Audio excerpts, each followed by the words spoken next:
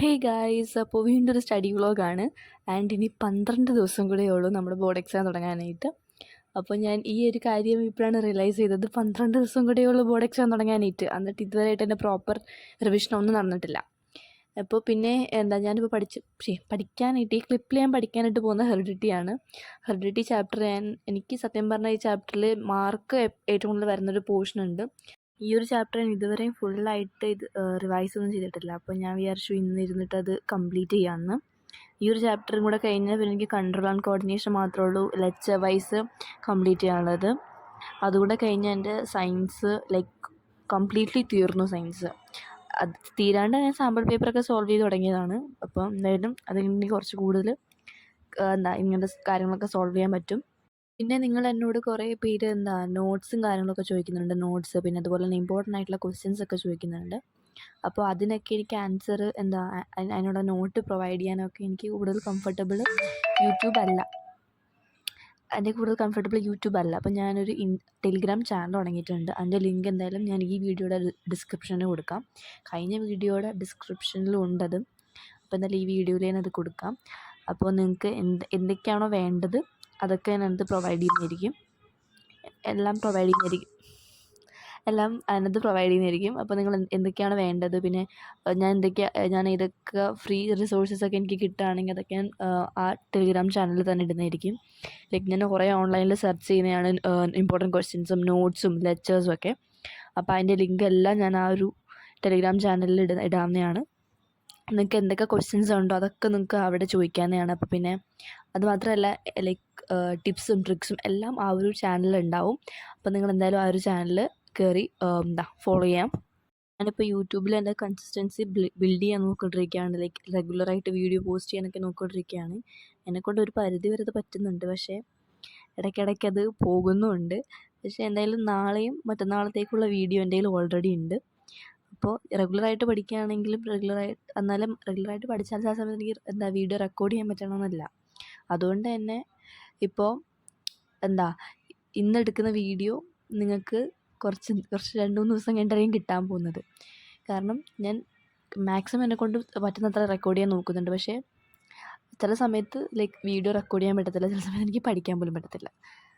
It depends. എന്തൊക്കെയാണ് ഞാനീ പറയുന്നത്. ചില സമയത്ത് റെക്കോർഡൊന്നും ചെയ്യാൻ പറ്റില്ലല്ലോ. അപ്പോൾ അങ്ങനെ. ആൻഡ് ആ ഒരു ദിവസം ഞാൻ എത്രയോ പഠിച്ചിട്ടുണ്ടായിരുന്നുള്ളൂ. പിന്നെ പിറ്റേ ദിവസം രാവിലെ ഞാൻ കാർബൺ എടുത്തു. കാർബണിൻ്റെ കുറേ കാര്യങ്ങളൊക്കെ എനിക്ക് അറിയാവുന്നതാണ്, അതുകൊണ്ട് തന്നെ വലിയ കുഴപ്പമുണ്ടായില്ല. പിന്നെ ഇവിടെ ഞാൻ കമൻറ്റിന് റിപ്ലൈ കൊടുക്കുന്നതാണ് നിങ്ങൾ കണ്ടുകൊണ്ടിരിക്കുന്നത്. നിങ്ങൾക്ക് എന്തായാലും ഇത് ആർക്കൊക്കെയാണ് കൊടുക്കുന്നതെന്ന് എനിക്ക് അറിയത്തില്ല കേട്ടോ. ഇപ്പം ഞാൻ എന്തായാലും എനിക്ക് വന്നിട്ടുള്ള കമൻസൊക്കെ കുത്തിയിരുന്ന് റിപ്ലൈ കൊടുക്കുമായിരുന്നു. ഞാൻ എല്ലാവിധ കമൻസിനും റിപ്ലൈ കൊടുത്ത് കഴിഞ്ഞിട്ടുണ്ടായിരുന്നു. ഒരു കമൻറ്റ് പോലും ഇല്ലെന്ന് തോന്നുന്നു ഞാൻ റിപ്ലൈ കൊടുക്കാതിരിക്കുന്നത്. എല്ലാവിധ കമൻസിനും ഞാൻ റിപ്ലൈ കൊടുത്തു. കാരണം കുറേ കമൻസ് ഞാൻ കമൻസ് നോക്കിയിട്ട് തന്നെ കുറച്ച് ദിവസമായിട്ടുണ്ടായിരുന്നു. അങ്ങനെ കുറച്ച് കമൻസ് കിടപ്പുണ്ടായിരുന്നു ഫീഡിൽ.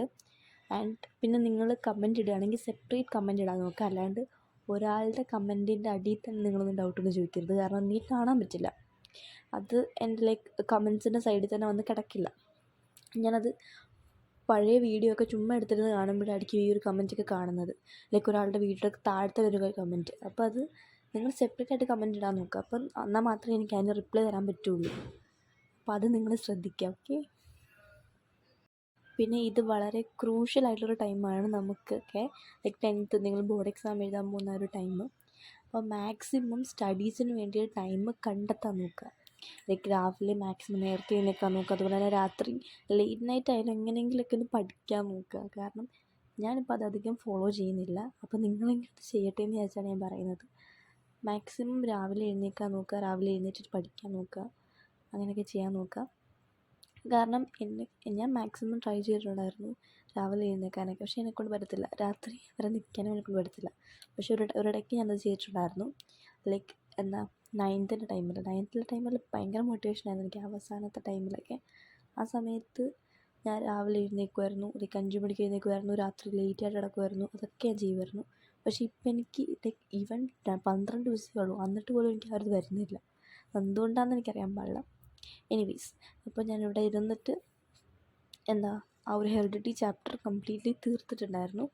അത് പെട്ടെന്ന് തീരാവുന്ന ചാപ്റ്ററാണ്. പക്ഷേ 2 ദിവസം എടുത്തിട്ടാണ് തീർത്തത്. കാരണം രാത്രി ലേറ്റായിട്ടാണ് ആ ചാപ്റ്റർ സ്റ്റാർട്ട് ചെയ്തത്. ആൻഡ് രാവിലെ എഴുന്നേറ്റാണ് ഞാൻ പിന്നെ തീർത്തത്. പിന്നെ എനിക്ക് മൺഡേ ഇന്ന് ക്ലാസ് ഉണ്ടായില്ല. ഇന്ന് റെമഡിയൽ സ്റ്റുഡൻസിനായിരുന്നു ക്ലാസ്, ഞങ്ങൾക്ക് ക്ലാസ് ഉണ്ടായില്ല. ആൻഡ് ട്യൂസ്ഡേ എനിക്ക് ക്ലാസ്സിൽ പോകണം. ട്യൂസ്ഡേ പോകണം, തേഴ്സ്ഡേ ക്ലാസ്സില്ല. ട്യൂസ്ഡേ വെനസ്ഡേ ക്ലാസ്സിൽ പോകണം, തേഴ്സ്ഡേ ക്ലാസ്സില്ല. ആൻഡ് ഫ്രൈഡേയും പോകണമെന്ന് തോന്നുന്നു. അപ്പോൾ ഇങ്ങനെയൊക്കെയാണ്. എല്ലാ ദിവസവും ഒന്നും പോകണ്ട, പക്ഷേ എനിക്ക് സത്യം പറഞ്ഞാൽ സ്കൂളിൽ പോകാൻ മടിയാണ്. സ്കൂളിൽ അത്ര വലിയ പഠിത്തം നടക്കുന്നില്ല.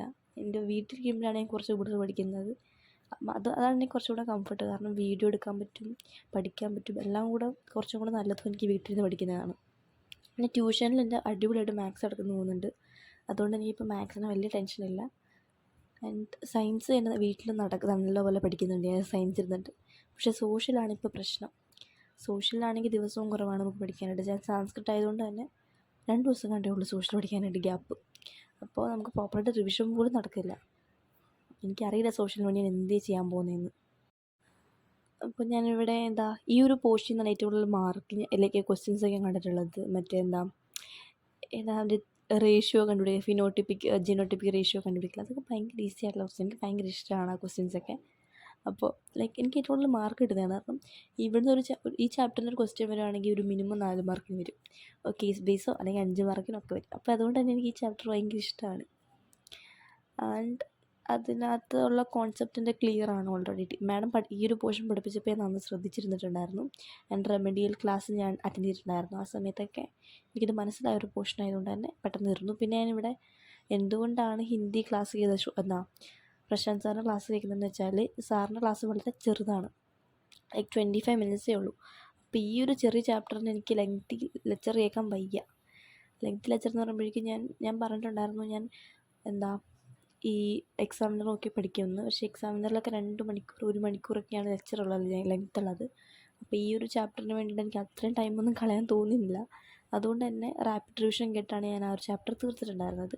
പിന്നെ കാർബൺ ആൻഡ് കോമ്പൗണ്ട്സ് ഞാൻ എന്തുകൊണ്ടാണ് ഈ ഒരു ലെക്ചർ കേൾക്കുന്നതെന്ന് വെച്ചാൽ, ഈ ലെക്ചർ എനിക്ക് റെക്കമെൻഡ് ചെയ്തതാണ് ഒരു ഹിന്ദി സ്റ്റഡി വ്ളോഗറുണ്ട്, സിമ്രൻ എന്നാണ് പേര്.